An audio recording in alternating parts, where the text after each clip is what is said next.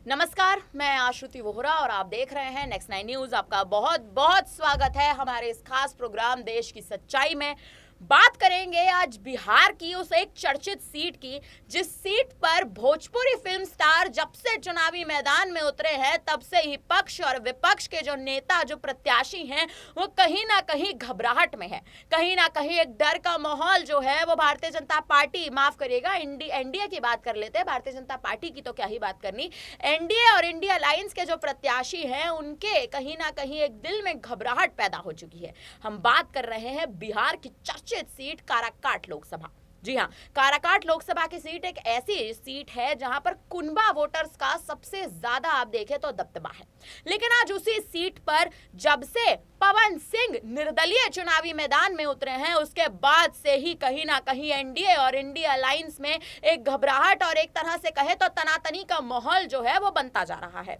इन्हीं तमाम मुद्दों पर बात करेंगे। हमारे साथ इस वक्त स्टूडियो में माही मौजूद है। माही, आपका स्वागत है। माही, मेरा पहला सवाल आपसे यही रहेगा,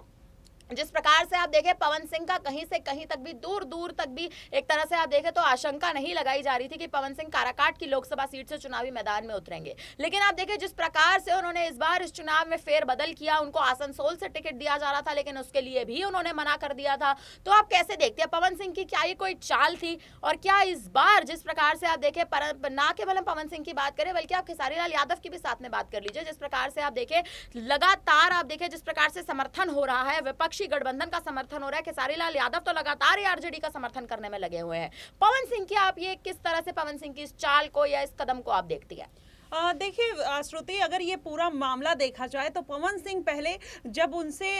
चुनाव लड़ने की अटकलें लगाई जा रही थी, उनका एक इंटरव्यू हुआ। जब इंटरव्यू हुआ तो उनसे सवाल पूछा गया कि आप अगर राजनीति में जाते हैं तो किस तरीके के मुद्दे उठाते हुए नजर आएंगे। उनको इतना भी नहीं पता था कि मुद्दा क्या होता है। ये बोल रहे हैं आप हमसे एक्टिंग की बात करिए, आप हमसे हमारे फिल्मों की बात करिए, आप भोजपुरी की बात करिए, लेकिन हमसे मुद्दा क्या होता है उसकी बात मत करिए। उनको मुद्दा के बारे में क्या होता है, जनता के बीच में किस तरीके के मुद्दे उठाने हैं, किस तरीके के काम करने हैं, उनको इस तरीके का बयान उनका सामने आया था, जिसके बाद कहीं ना कहीं काफी उनका वो किरकिरी भी देखने को मिली थी। लेकिन अगर पूरा समीकरण देखा जाए, अब उन्होंने निर्दलीय नामांकन भर दिया, बीजेपी ने ये आप देखेंगे जिस तरीके से भोजपुरी स्टार होते हैं उनका एक स्टारडम होता है, उनके पीछे जनता का एक फैन बेस होता है, जिसकी वजह से कहीं ना कहीं पॉलिटिकल पार्टियां उनको मौका देती हैं। शत्रुघ्न सिन्हा मैदान में थे आसनसोल से, तो कहीं ना कहीं उनको टक्कर देने के लिए पवन सिंह को भारतीय जनता पार्टी ने दांव चला। अब उन्होंने मना कर दिया क्योंकि आसनसोल सीट कहीं ना कहीं बंगाल की सीट है और वहां पर पवन सिंह का दबदबा नहीं है, क्योंकि भोजपुरी और बंगाली में आप देखेंगे एक बहुत डिफरेंस देखने को मिलता है। लेकिन जी बिल्कुल, और आप शत्रुघ्न सिन्हा की बात करेंगे तो उनका ग्लोबली चलता है, एक फैन बेस है उनका, बॉलीवुड क्या है पूरे इंडिया में फेमस है, लेकिन भोजपुरी का कुछ ऐसा क्राइटेरिया है जिसमें कुछ कुछ पार्ट्स के लोग ही देखते हैं। तो एक मुझे लगता है बड़ी वजह यही थी कि आसनसोल से उन्होंने चुनाव लड़ने से मना कर दिया और उनके सामने दिग्गज एक कलाकार कह लीजिए शत्रुघ्न सिन्हा मैदान में थे। वो एक दूसरी वजह आ जाती है। और तीसरी वजह आपने खेसारी लाल और पवन सिंह का जिक्र किया। यहाँ पर आप देखिए, जब कोई नेता या फिर अभिनेता जब अपने काम से वहां से उसको लगता है कि अब मैंने स्टारडम कमा लिया, जनता का प्यार कमा लिया, पैसे कमा लिए, तो अब वो पॉलिटिकल लाइन में घुसने की कोशिश करते हैं जहां पर पावर आता है। पवन सिंह का भी वही आप देखेंगे, पूरा सिनेरियो वही निकल कर आया और जिसकी वजह से वो मैदान में उतरे। और खेसारी लाल यादव जिस तरीके से उनको सपोर्ट करते हुए नजर आ रहे हैं, कभी वो आरजेडी के पक्ष में बोल रहे हैं, कभी पवन सिंह के पक्ष में बोल रहे हैं, तो इसका ये मतलब निकल रहा है कि मतलब जो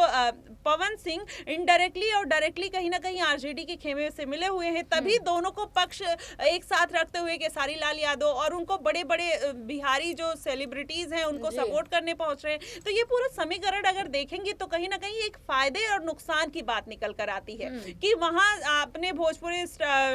वहां पर इंडस्ट्री में आपका टाइम पूरा हो गया तो आपको राजनीति में आना है, जनता का प्यार चाहिए, और उसमें नो डाउट कि उनके पास फैन बेस है जिसकी वजह से कोई भी पार्टी उनको लेने से इनकार नहीं करेगी। और यही बड़ी वजह है कहीं ना कहीं पवन सिंह राजनीति में आ रहे हैं और यही उनकी एक बड़ी चाल। जैसे आपने दांव की बात की और चाल की बात की, तो मुझे यही लगता है कि अब नाम पैसा शोहरत तो बहुत कमा ली, अब पावर की जरूरत है जो पवन सिंह अब कहीं ना कहीं राजनीति में आकर उठाना चाहते हैं। देखिए बिल्कुल ये बात तो सच है कि कहीं ना कहीं पवन सिंह जिस प्रकार से आप देखें, उन्हें आसनसोल से बीजेपी कहीं ना कहीं टिकट दे रही थी, लेकिन बीजेपी से भी वो बगावत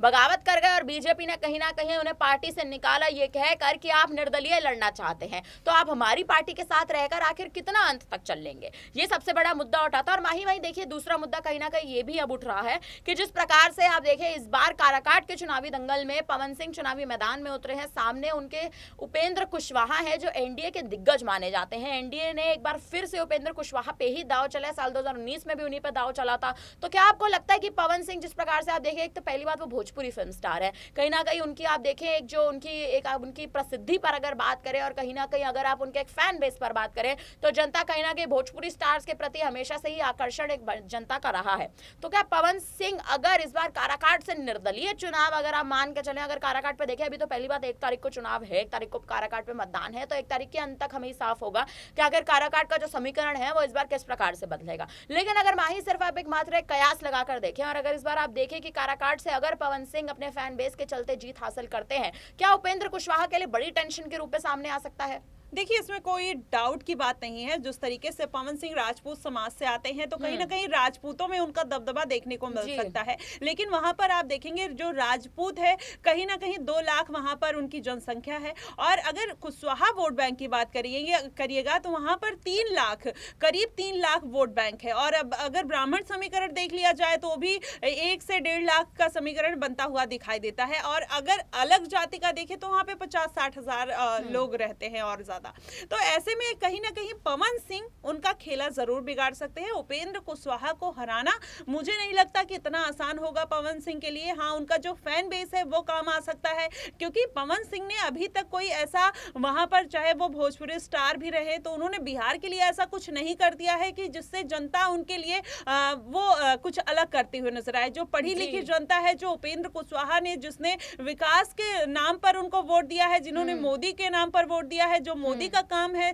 चाहे राम मंदिर, यूसीसी, आर्टिकल 370, तमाम मुद्दों को लेकर कहीं ना कहीं जनता इस बारे में वोट देगी। पवन सिंह अगर मेहनत करते हैं इस बार, हाँ हो सकता है वोट में सेंधमारी जरूर करेंगे, लेकिन जनता इस बार उनको अचानक से जिता देगी, ये इसकी संभावना कम बनती है। कम मार्जिन के साथ हारेंगे ये भी हो सकता है, लेकिन इस बार पहली बार में ही वहां पर वो जीत जाए, मुझे ऐसी आशंका नजर नहीं आती है। देखिए ये बात तो कहीं ना कहीं एक मुद्दा ये उठता है माही कि अगर इस बार पवन सिंह आप देखें निर्दलीय चुनावी मैदान में उतरे हैं, वहीं काराकाट की जो जनता है, जनता को कहीं से कहीं तक भी ये उम्मीद नहीं थी कि काराकाट से पवन सिंह जो भोजपुरी स्टार है, भोजपुरी स्टार आइकन है, वो काराकाट से उतरेंगे, क्योंकि भारतीय जनता पार्टी के टिकट से तो उन्हें आसनसोल से उतारा जा रहा था। ये मुद्दा तो चलिए बनता है, लेकिन एक और मुद्दा उठता है यहाँ पे। आप देखिए असदुद्दीन ओवैसी की पार्टी AIMIM ने भी काराकाट से अपना प्रत्याशी उतारा है। और सबसे बड़ा मुद्दा ये कि अगर आप ओवैसी के दाव की बात करें तो आपको बता दें AIMIM की उम्मीदवार है प्रियंका भारती को कहीं ना कहीं इस बार ओवैसी ने पहली बार प्रियंका भारती पे दाव यहाँ पे चला है।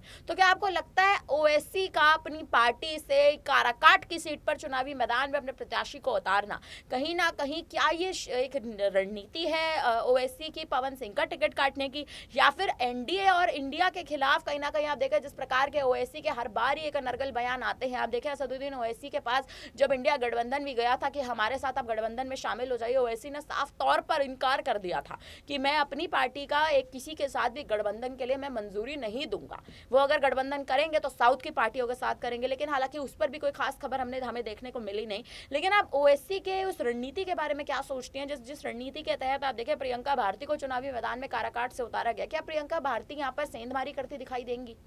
देखिए इसमें आश्रुति कह सकते हैं कि मुस्लिम जो जाति के लोग हैं, हो सकता है कि उसमें थोड़ी सेंधमारी हो सके, लेकिन जब पवन सिंह और उपेंद्र कुशवाहा जैसे लोग मैदान में हैं तो प्रियंका भारती अगर ओवैसी यहाँ सीट पर उतरते तो हो सकता है कि थोड़ा सा मामला अलग देखने को मिलता। लेकिन प्रियंका भारती जो है पहली बार मैदान में उतरी हैं और कोई ऐसा फेमस चेहरा नहीं है कि लोग उनको जानते हैं, तो ऐसे में मुझे नहीं लगता कि इस बार बहुत ज्यादा कुछ ओवैसी वहां पर वोटों में सेंधमारी कर सकते हैं। हाँ, अगर ओवैसी मैदान में होते तो ये बात अलग निकल कर आ जाती, कहीं ना कहीं ये पूरा समीकरण अलग होता हुआ दिखाई देता। लेकिन भारतीय जनता पार्टी के ऐसे इस बार मुद्दे रहे हैं। उपेंद्र कुशवाहा कम मार्जिन के साथ जीतेंगे, लेकिन मुझे लगता है कि इस बार उपेंद्र कुशवाहा की ही जीत होगी। पवन सिंह भी जिस तरीके से मैदान में उतर गए हैं, मुझे ऐसा अगर पूरा समीकरण देखा जाए श्रुति, तो पवन सिंह जिस तरीके से वो एक चाल चलते हुए नजर आए, उसमें पूरा मामला यही निकल कर सामने आता है कि उनको कहीं ना कहीं बिहार की जनता का एक प्यार चाहिए, उनको अपना पूरा समीकरण बनाना था जिसकी वजह से वो मैदान में उतरे। अगली बार के विधानसभा मैदान में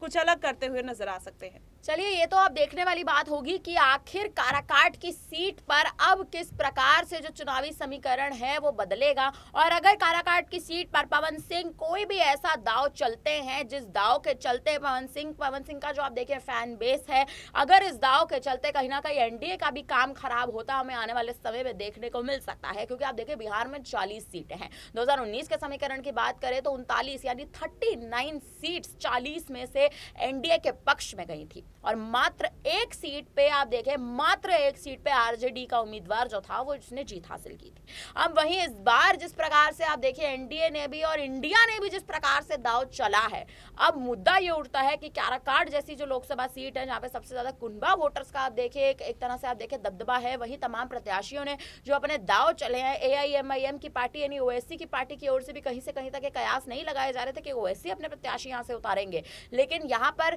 साफ तौर पर देखें तो सेंधमारी करने के लिए प्रत्याशियों को चुनावी मैदान में उतारा जा रहा है। तो अब देखना यह है कि काराकाट की सीट का खास तौर पे आखिर किस प्रकार से जो एक समीकरण है वो बदलेगा। क्या पवन सिंह यहाँ पर आने वाले समय में तमाम दलों पे क्या एक तरह से सेंधमारी करते दिखाई देंगे? फिलहाल अब इस पर आप क्या कहेंगे, हमें कमेंट करके अपनी राय जरूर दीजिएगा। फिलहाल के लिए हम दोनों को दीजिए इजाजत। देखते रहिए नेक्स्ट 9 न्यूज। धन्यवाद।